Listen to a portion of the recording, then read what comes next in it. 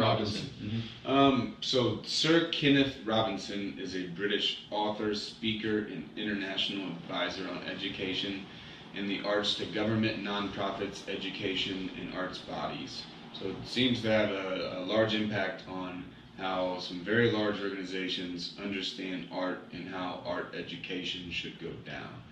He was the director of the Arts in Schools Project and professor of arts education at the University of Warwick, and is now professor emeritus at the same institution. What do you think about that? He's an advocate for the arts. Mm-hmm. And we earlier discussed how in the 18th or 19th century there was a deficit of resources. Mm-hmm. So people had to find employment in factories and similar locations. Yeah. No one except the most elite in society could afford to become an artist.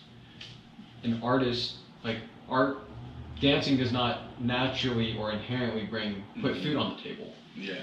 His story about dancing, though, is really cool.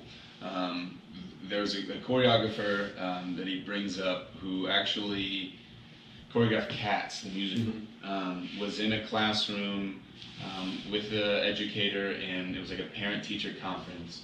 And they were describing how this individual couldn't pay attention in class. Mm-hmm. And the educator brought the parent outside into the hallway. Before he did that, he flipped on the music, right? And said, "Hey, look at your daughter. Look at her dance. It's magical. It's beautiful. You don't have a daughter that can't sit still. You just have a dancer. Mm-hmm. Right? We need to find somebody who's going to teach her dance, right, mm-hmm. instead of math." Albert Einstein said that everyone's a genius, but if you teach a goldfish to climb a tree, it's going to fail every time. Something along those lines. How do we identify the goldfishes who shouldn't be climbing trees? How do we identify the dancers? It's like, well, a century ago, this suggestion would be completely asinine. Because mm-hmm. no one would be able to afford to mm-hmm. become a dancer. That's a terrible move for your career prospects. We are currently in an era of the greatest prosperity in the history of mankind. Safest time to be alive. We have mm-hmm. a fair amount of abundance. We have what we need. So that premise that I was earlier operating upon is no longer true. You can become a dancer, and mm-hmm. becoming a dancer might be more lucrative and even increase the probability of you being financially secure in the future than choosing some other profession you're less interested in, since passion has the ability to make you exceptional at that task you enjoy. Mm-hmm. Concretely speaking, then, I think it makes sense that a person can choose to become a dancer now. There are a number of options for them. So they could, even at an extremely young age, as a child, they could upload a video onto YouTube, mm-hmm. and if people enjoy it, they could, in overnight, achieve international fame. Yeah.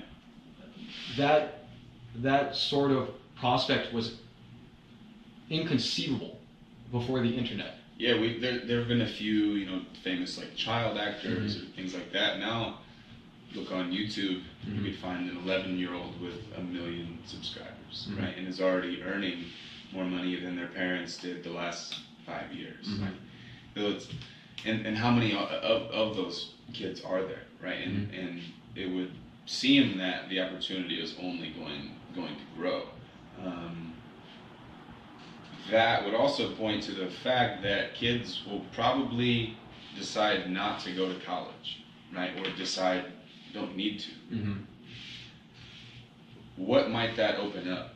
I believe Peter Thiel, who founded PayPal with Elon Musk, is starting a foundation that encourages, maybe not encourages, but provides resources for kids who have chosen themselves to say, I don't need college. I think I have an idea and I want to explore it now. I can always go back to school, right?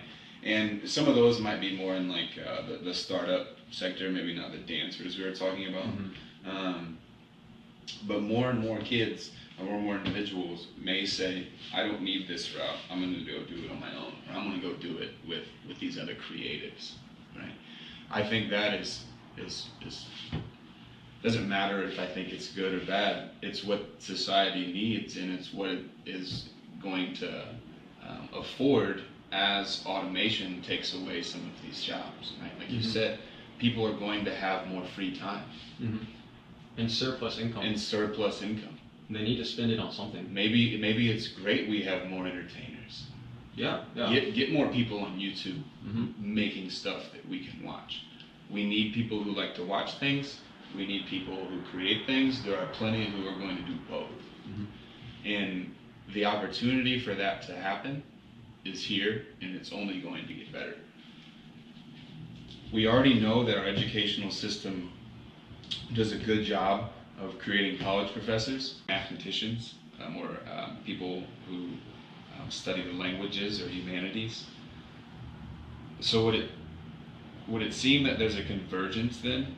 If we already have plenty of academics, if we already have plenty of people who are bringing objective value, in addition to automation, which is only going to make that easier, is there this perfect storm brewing where we have people who get to explore some of these creative roles, but we still are fine in the amount of objective value that we have?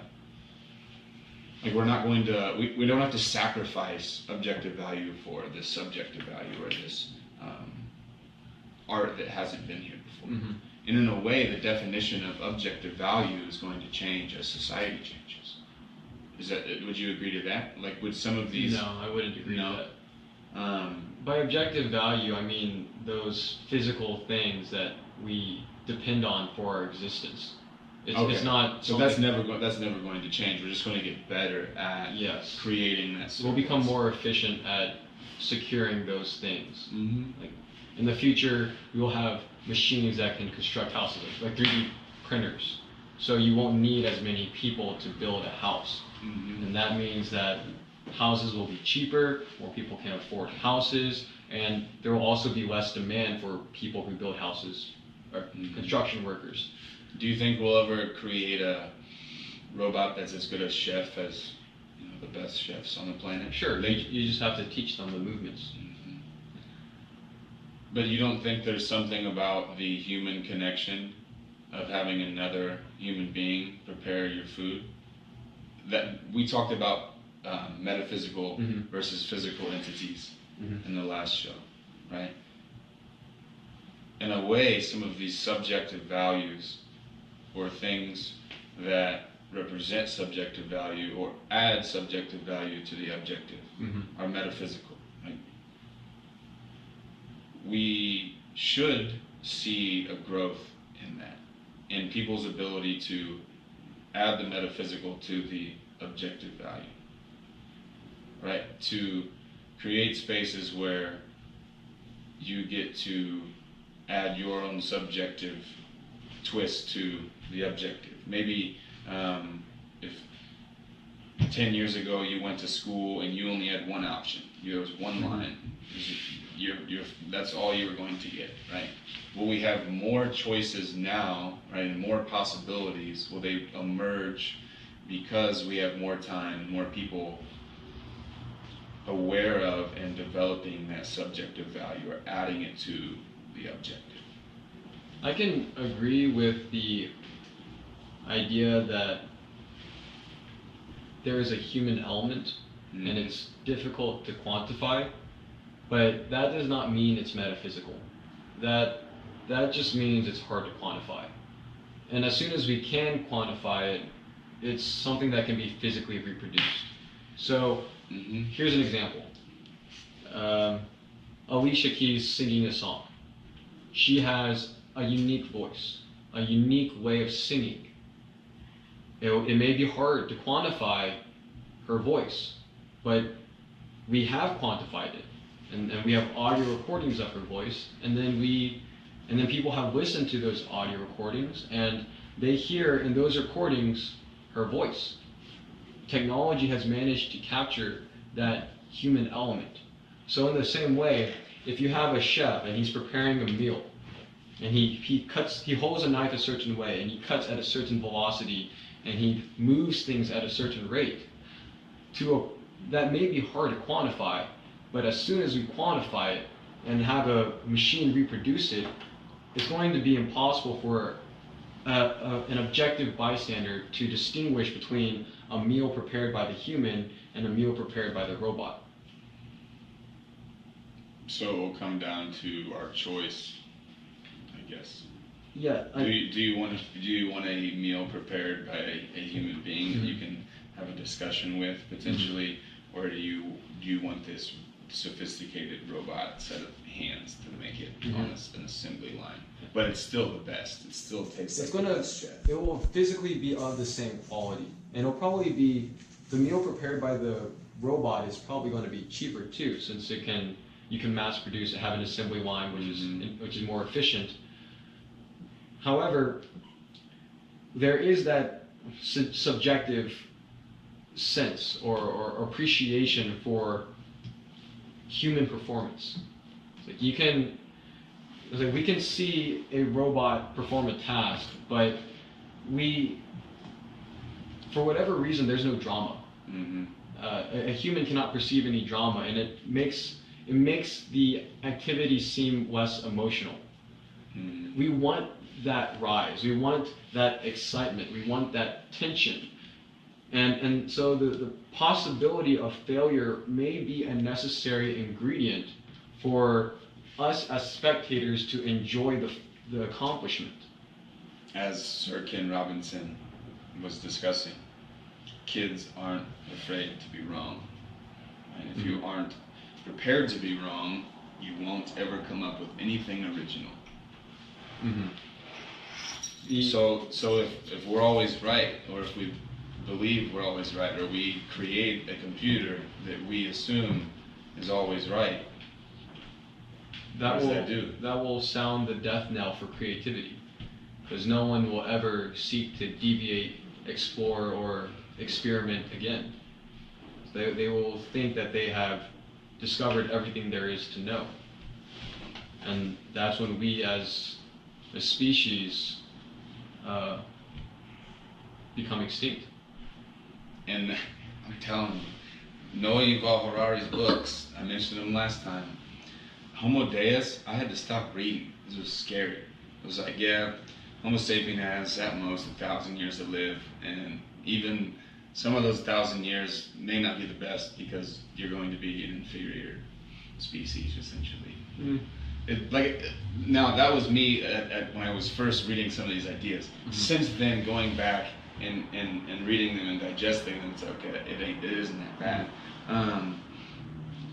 But it would point towards how our collective of Homo sapiens, right, is moving towards something different. Not necessarily extinction, but it's inevitable that we're moving towards something different.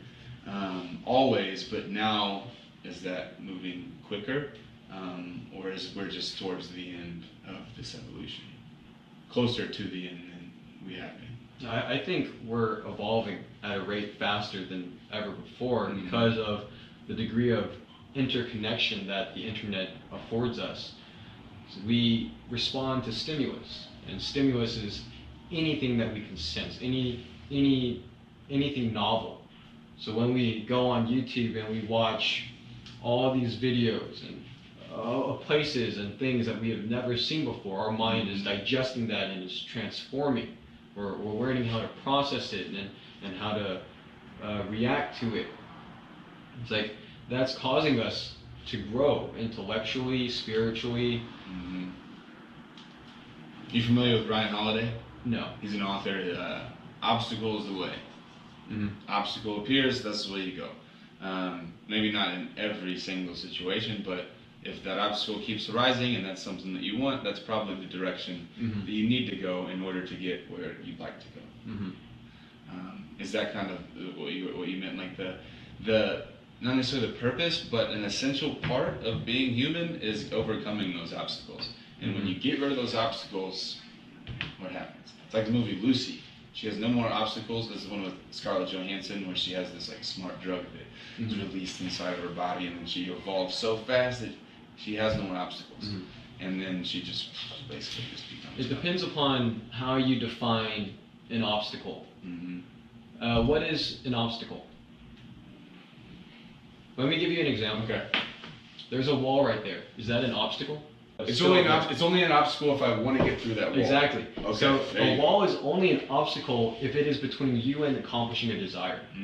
If it's not between you and a desire, it's not an obstacle. There's truth in his words. The obstacle will only exist if there's something you want behind the obstacle. So if you can get through that obstacle, you satisfy that desire, and as a result, your life improves. If there's no obstacle, there's nothing you desire behind that obstacle. So of course you shouldn't go in that direction. And if you encounter an obstacle and you turn away from it, you're merely denying yourself, and that also stunts your growth. You're denying yourself the experience of, first and foremost, allowing yourself to be afraid, and then saying, I'm not going to let the fear put me down. I'm going to try my best to get over this obstacle. Every single time I try, it's a new experience, and I'm learning something, hopefully. As soon as I get past that obstacle, I've learned how to get past it, keep going, probably going to find another one. Yeah, self-efficacy is a skill. We need to become proficient at overcoming challenges because life is fraught with challenges. If you never gain strength, if you are never powerful, then you're destined to be subservient and kicked around by life, by reality, by everything.